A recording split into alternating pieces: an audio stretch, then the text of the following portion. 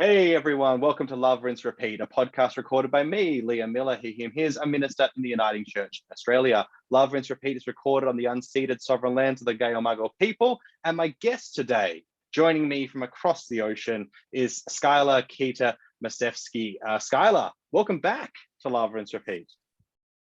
Hi, Liam. It's great to be here. Thanks for having me back. No, you're welcome. So for those who don't know, Skyler was on our one of our New Year's Theolutions episodes a little while back, about a year ago, really just a year and change ago. And they've studied anthropology and they've got an MDiv and they write poetry as well, if you can believe it. So folks also might remember about a year ago, we posted an episode, Why Read Fiction? With Jed Evans. And this is, I guess, a spiritual sequel to that episode, which is why read a poem or why read poetry. So Skyler, I guess we'll just jump in. Why read a poem? Yeah, it's a good question. And one that I've been thinking about since you posed this episode to me a few weeks ago. And the answer that I came up with is twofold of why read a poem or poetry.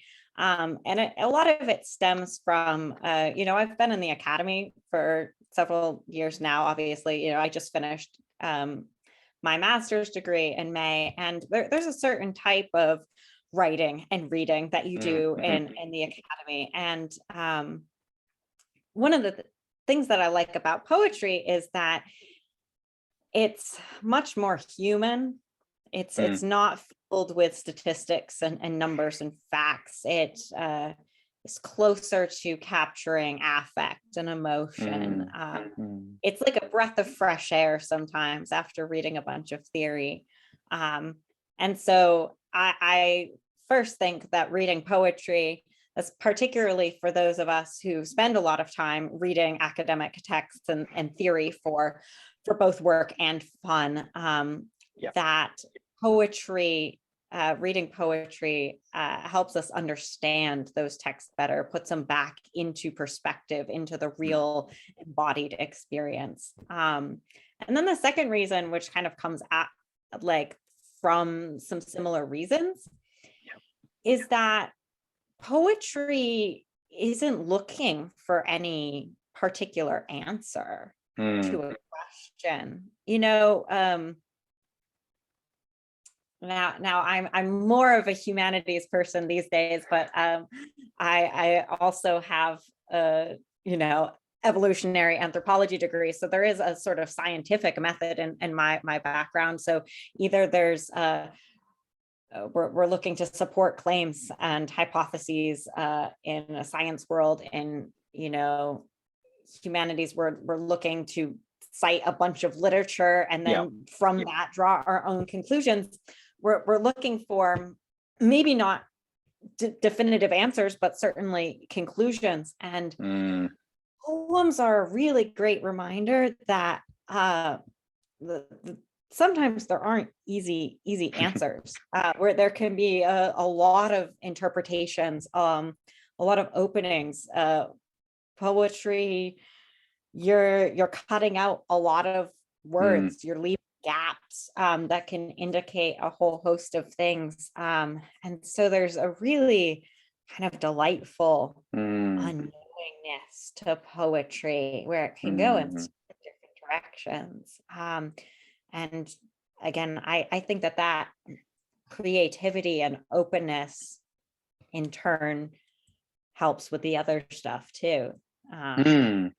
So for me, I certainly see my own desires to read poetry and to write poetry end up making me a better writer and reader of theory as well.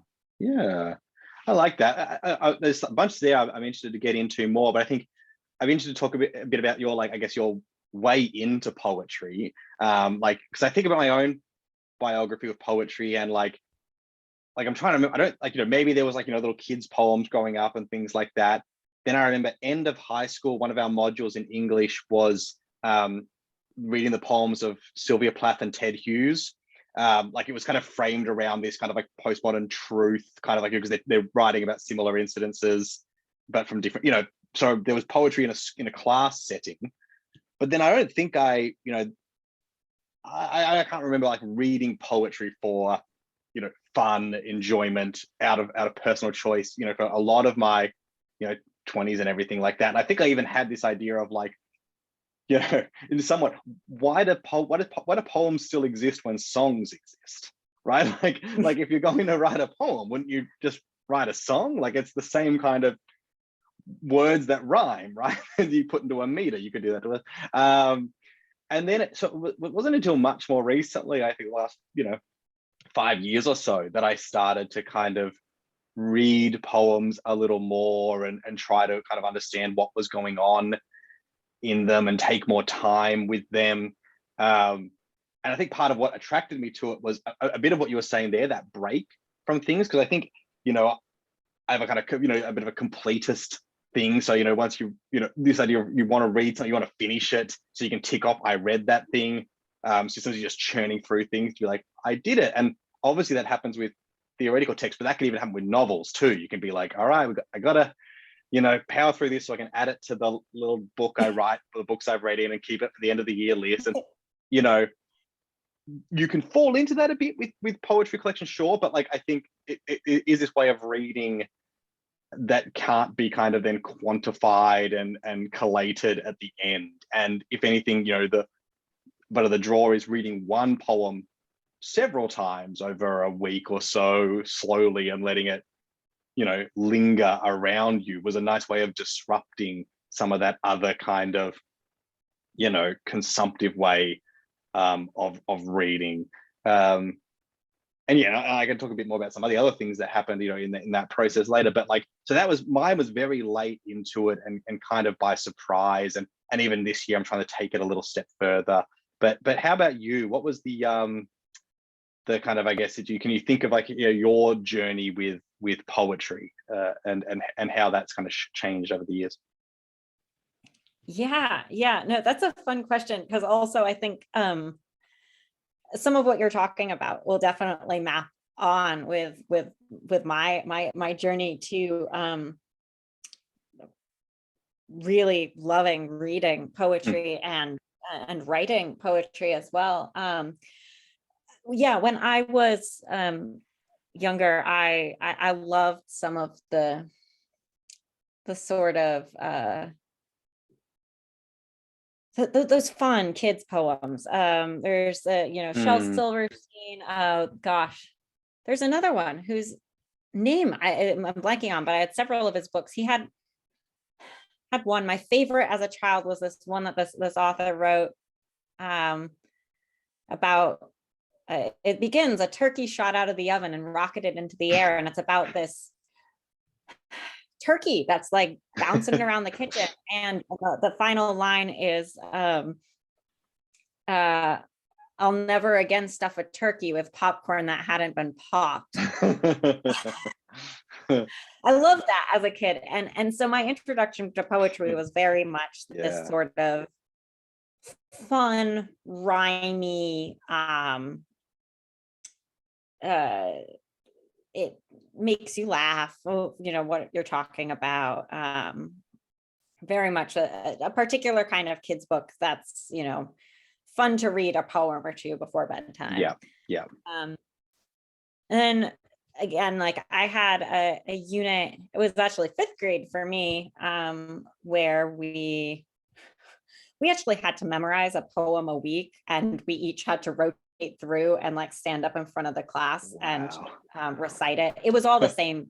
We're always doing the same poem. And I was growing up in New England, so we did a lot of Henry Wadsworth Longfellow and Robert Frost, and some of those of similar caliber, and a lot of that had to do with memorization, and it was a lot more focused on the memorization than the poetry. And after that, things really like dropped off. I was very much a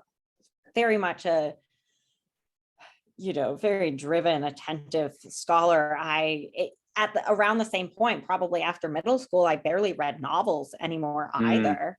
I was, just very, very driven by the sort of theory, the nonfiction. I didn't have time for, these sorts of frivolous endeavors. I need content, I need information, I need learning. Yeah, exactly. And looking back, I can also see that part of that was a trauma response to some degree. Theory is safer. It's quantifiable. You can track it even when it's dealing with really difficult topics. There's some degree of safety. The humanness of poetry of good poetry it can hurt in a way that theory can't. And so I went on through a lot of my schooling, like barely even looking at poetry, and beginning to write my own theory. And I found myself at times slipping into more poetic voice, particularly when I was, preaching, for example. I recognized that the way that I wrote my sermons was more poetic, because I wrote it and structured it specifically for it to be spoken aloud. And I started being more interested in thinking, well, this is a cool way to write in this way where at least when I'm reading it, I can hear how it will sound. I can tell when I'm going to breathe. I can tell that these words will sound together in a harmonious way, or no, I can't structure the sentence like this if it's going to be spoken out loud. And that was an interesting sort of awakening. And then as I, started to move in my theory and started being pushed by certain professors saying, hey, your theory is great, but you've got some stories that it seems like you need to be telling with this. I'm like, crap, that trauma response, I was trying to avoid this. So I found myself in this ethnographic writing course, in which my professor, super cool, was very much into wanting to expose us to more experimental forms of ethnography. And in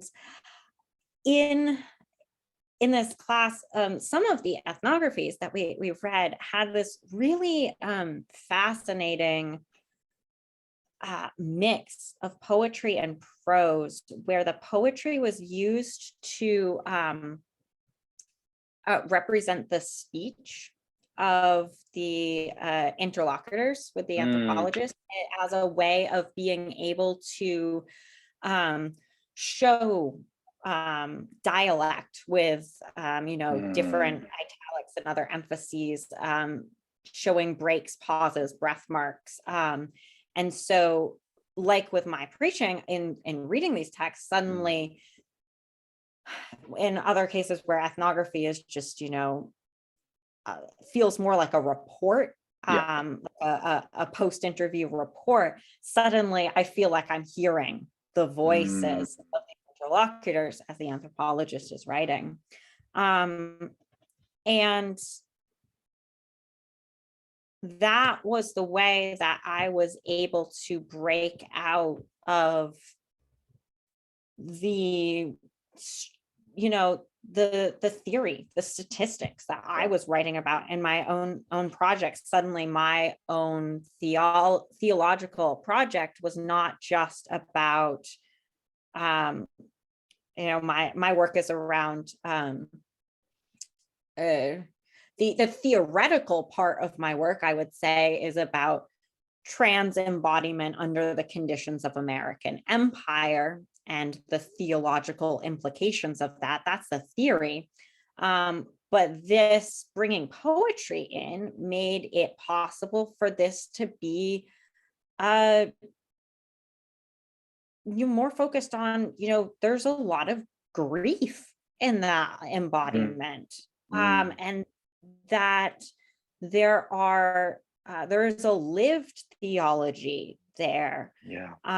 There is a whole process of dealing with a particular kind of precarious embodiment that maybe can't be represented by your standard theoretical text. And particularly with, I got to the point where I was like, well, one of my whole arguments is that the trans body can't be represented within the confines of American cis heteropatriarchy. And if that's the case, then how am I expecting to render that body in academic writing, which is an extension of that cis heteropatriarchy? And so I got a lot more creative with my writing and my reading. And I think that it has made my work a lot more powerful, and it's also made it a lot more fun too. And I have now been able to break up my, dense theoretical texts with, poetry, like stuff. And I get that little break. And if I'm not feeling like reading and underlining and annotating everything, I can do something that I can say is still productive to my work without stressing. It's been a really interesting up and down ride for me, but really, really generative. And I would have never known that so much of this poetry existed before a few years ago. Yeah, that's really fascinating. I love the way it emerges out of this kind of breaking open and as you say, and the fact the sermons thing really hit me, because I think so probably part of the biography that I forgot was like, because obviously I did so much drama and acting for years, so like obviously had a lot of, whether it's Shakespeare, which is where it's very explicit, but even in more kind of modernist texts, there's still kind of poetic terms of phrases and a certain way of speech that emerges, and I think that definitely shapes, when I sit down and write sermons, I can feel that I'm like, I'll reach for phrases that I'm like, as much about the sound of it as it is, the particular adjectives I've chosen there. Like they're often chosen because I like, it's a little bit of alliteration, or it just sounds nice. Or yes, needed it. I wanted to balance a couple of one syllables with something that had 3 or 4.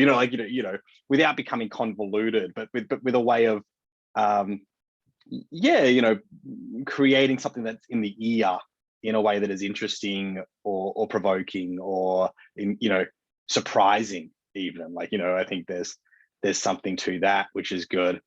The other part of the biography I forgot was that despite not really reading poetry or knowing much about it, there was definitely like, 18 to 21-year-old Liam writing a lot of really cringy poems after like breakups or rejections or other things like that. That I think I truly waited like until I think after Heather and I were married I think I showed her some that I had in an old notebook. That's how much trust I needed in the relationship. I had like legally bound a relationship to be like, okay, now you can see some of these, and then they're going to get incinerated or whatever. But like, I had an attraction to like, and even then I think about some of those ones that I wrote were often less about like really trying to think on ideas, but trying like, about sounds of words or, the crashing of syllables, in a certain rhythmic percussion. But it was interesting that I still wasn't really aware of like that existing. I think I still, poetry for me was like, so much of like what I thought in my head was like, your Shakespeare's, and then as I said, like your Plath and your Hughes, or like earlier, like, and so much of it was this kind of, that romantic, somewhat contained thing. And part of the thing over the last few years has been reading like millennial and Gen Z poetry of just like all caps screaming into the void about, existential crises, or about like like stuff that's so funny, or so like just open and vulnerable, and just all kinds of looks so different on the page, whether it's here and there and everywhere, or whether it's like just like blocks of text. And it was like, oh, you can kind of do, that's also a poem. Like I think that was such a big thing of the doors being blown off. It doesn't have to be this kind of like about 10 lines long, and each line being a half sentence, and some level of still bound by rhyme. I mean, not to knock that as a whole thing, but it's like you realize, oh wow, it can just be so wildly different what a poem can be. I'm curious about for you, how you found like in that kind of journey, in that realizing the expansiveness of, I guess, both form and topic, and how that then shapes what you're drawn to. Yeah. So form, I will confess that and some of these things are different when I'm reading versus when I'm writing, right? And so but in both cases, I try and keep the form more simple. I have a really hard time reading stuff that is scattered more over the page, or it doesn't seem to have, it's really hard to follow physically with your eyes, like, and I get that that's kind of the point, but also my OCD really struggles with that. So I basically go to if it's in the shape, in a particular shape, or if you're going between sort of like a left, center, right, like you can have different alignments, but as long as it's pretty clear how one is supposed to read it, that's about as far in that direction I'll go. Oh, in terms of and when I'm writing, I'm drawn by one, like what I already said, is all of my poetry. I think I have really structured it to my speaking voice. It's not necessarily, it's not slam poetry. It doesn't need to be spoken, but it's adapted to spoken word, and particularly to my voice, how I form sentences when I'm not typing on a computer. That's how I come up with that form. And it's also my first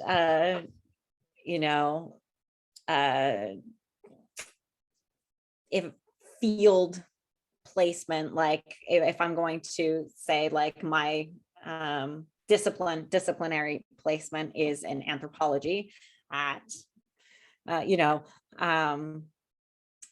I am an anthropologist, and that means that I am usually found with a field notebook, and I will write down phrases that pop into my head, or sounds, or whatever. And a lot of my poems come from these little phrases in my notebook that I then sit down and put into more collective thoughts. It's just like when I sit down and could write, regular academic text about that. It's just that I'm putting it in poetry instead of prose. and in terms of content, I've been very, very drawn to, reading the sorts of work that, that my other interests align with. So I'm looking at a lot of work from queer and trans writers, whether or not it's about specifically queer and trans issues, from queer and trans writers, poetry around spirituality, poetry around grief, and because that's what I'm writing too. And it's that sort of collaborative process that I guess, just like I need a bunch of theorists to cite every time I sit down and write a paper. Maybe I'm not citing anyone in my poem, but I'm thinking about how other people have approached these topics in the past, and navigating experiences that are hard to put into language. They're these things are not easy. They're like, life isn't easy to translate into words. No. And so it's good to see how other people are doing that. Oh, I totally agree. It's interesting when you were talking about, like, that writing with the thought of speech in mind, and how you speak. Like, poetry of all kinds of forms of writing, I guess, has I guess a concern with and a connection to the breath that that theory or the novel doesn't, right? Like, a poem kind of tells you when to breathe, and I guess kind of tries to hit in on the heartbeat and hit in on the breathing, and somewhat touch and maybe change that rhythm. I'm wondering if in writing with speech in mind, where when we speak, we have to be aware of, like, as I guess, thinking back to the dramatic analogy, when you're learning a Shakespearean monologue or something like that, you think about, where's the breath? Does that, do you feel like that connects in more, like, or is illuminated in a different way in thinking about this connection between the written and the spoken, and that voice coming onto the page, and thus the breath with it?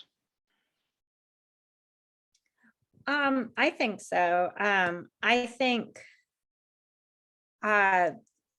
when I'm writing, I pick up on others' work too, but when I'm writing, I will use line breaks, I'll use dashes, I'll use semicolons, and based on the placement of them, I think each of them provides a certain kind of interruption to the visual process of reading words, that really helps those pauses of different lengths to come through. That's always my intent when I'm writing. From what I have heard from people who have read my work, I think it comes through. But also it's okay if it doesn't completely. Yes. Those semicolons can mean a whole host of things as far as I'm concerned. I'm not going to say it. This is exactly it, because then it wouldn't be. Wouldn't have that openness that I love so much about poetry. Yeah. No, I appreciate that a lot. So I guess we've talked about a bit of the why, predominantly the why, and there might be some people who have not been reading poetry, or not for a long time, or not much, or listening to this, and they're like, all right, you've convinced me on the why, so how? So Sky, I wonder if you have any thoughts on on how to read a poem. How to read a poem.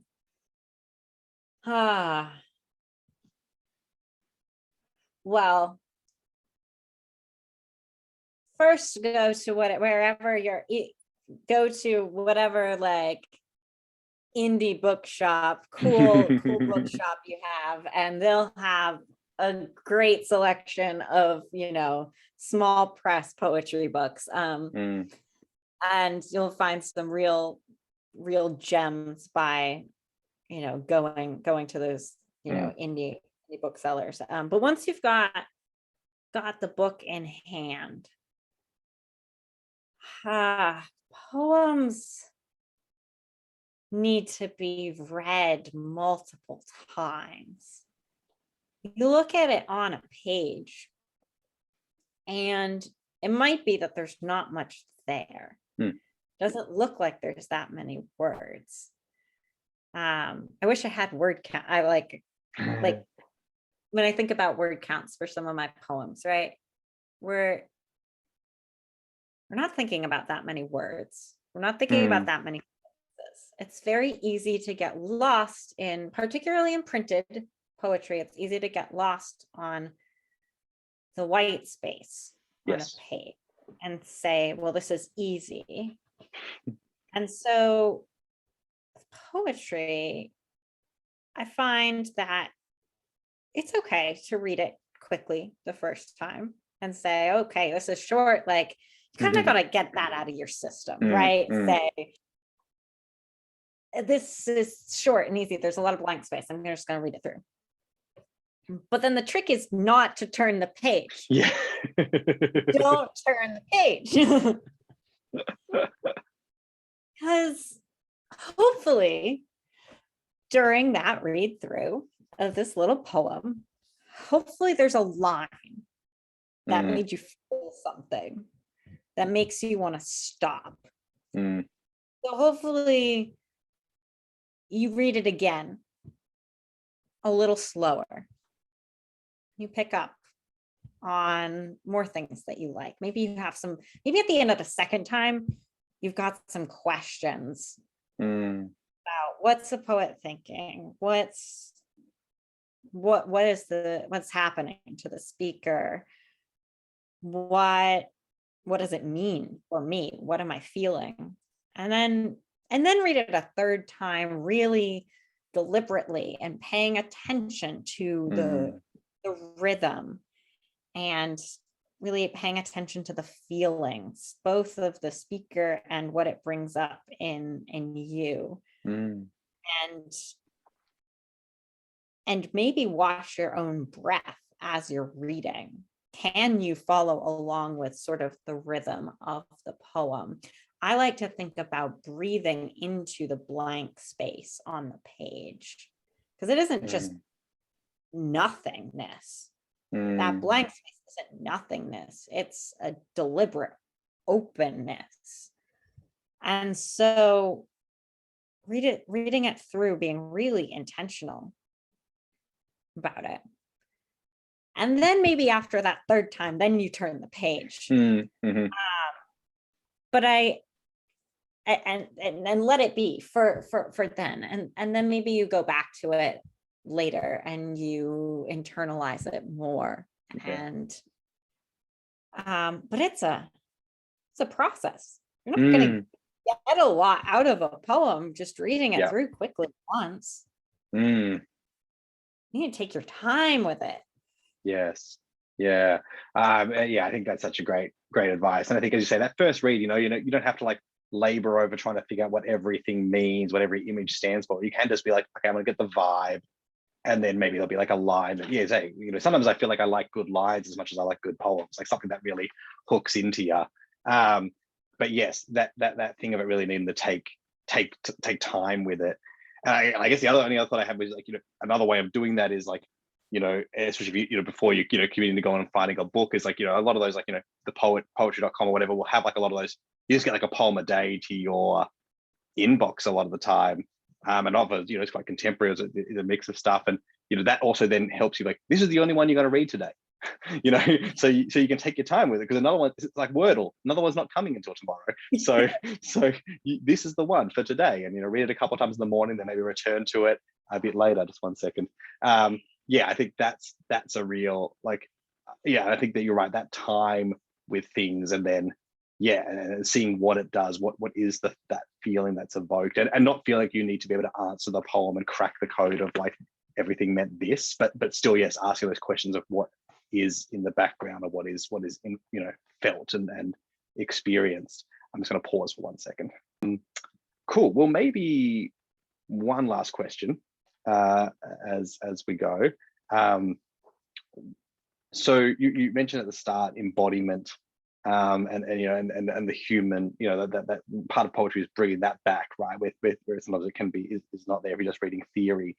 From your own writing and from what I know from social media, I know like dancing plays a not insignificant part in your life, and I'm curious about like if you feel that a connection between poetry and dance and a similar thing dancing, a similar thing that occurs or is happening, or the similar role they play in your life.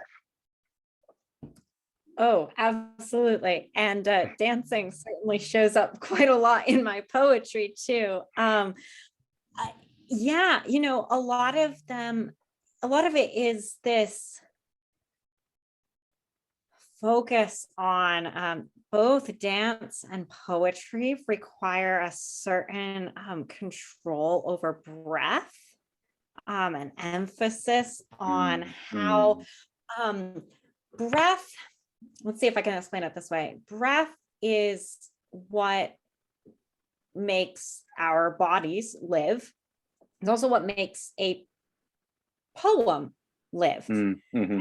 With good breath structure, a poem can dance, like we were talking about, the different stylistic choices we can make to make the words flow in a certain way, have a rhythm. I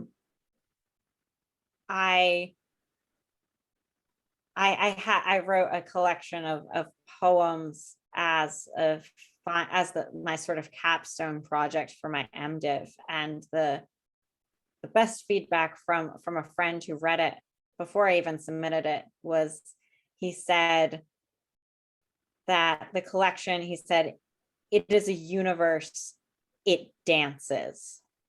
And that's what I want, is because that same breath that makes a poem dance is that the breath that makes human bodies dance. And when being on the dance floor, there's an openness to community, to new forms of relationality. There are people who are going and passing, and maybe you are caught in, your hands might get caught for a second, and then you pass around. There are bodies moving, and there's a movement to poetry where the words have a flow and they connect to different lines in ways that they don't in other kinds of writing. They're passing and going and stopping. Even when it stops, there's still a kind of movement, there's still a kind of momentum forward. Just like when any individual person stops on the dance floor, there's still a momentum of the dance. There are these, it vanishes and then it returns again and again and again. And so for me, they are intimately related as expressions of the body at more of its fullest potential, and this way where breath isn't just the sustenance of life, it's the possibility of creating something new that might be ephemeral. It might not last for very long, but it creates some sort of possibility there that might not have been otherwise possible. That's fantastic. I love that. Thank you, Skyler. Well, where can people read your work? How can people connect with you? What do you want to plug right now? Yeah, the best way to find me is on Twitter. My Twitter handle is at Skyler J _. And you can read my poetry there too. I'm usually quick to post that there. That is the easiest place to Great. connect with me, and also to if you're looking for good poetry, lots of lit mags have very active Twitter feeds, and so Yes. poetry Twitter is a great place to be. Yeah. Yeah, I was going to plug one thing, which is one of the places I've learned a lot about poetry is a great podcast called The Poet Salon, which is hosted by Duji Tahat, Gabriel Bates, and Luther Hughes. And they have lots of conversation with poets. And then they always have a second episode where the poet they interviewed reads someone else's poem. And then they have a discussion about that poem and why they chose it and what it does. And that's one of the ways that I learned how to read a poem. So I'll shout that podcast out if folks are interested. Well, Skyler, thank you heaps for coming on, and this has been a delightful conversation. I've enjoyed it a great deal, and well, I look forward to having you on again sometime, and to everyone else, I look forward to seeing you next week. Bye.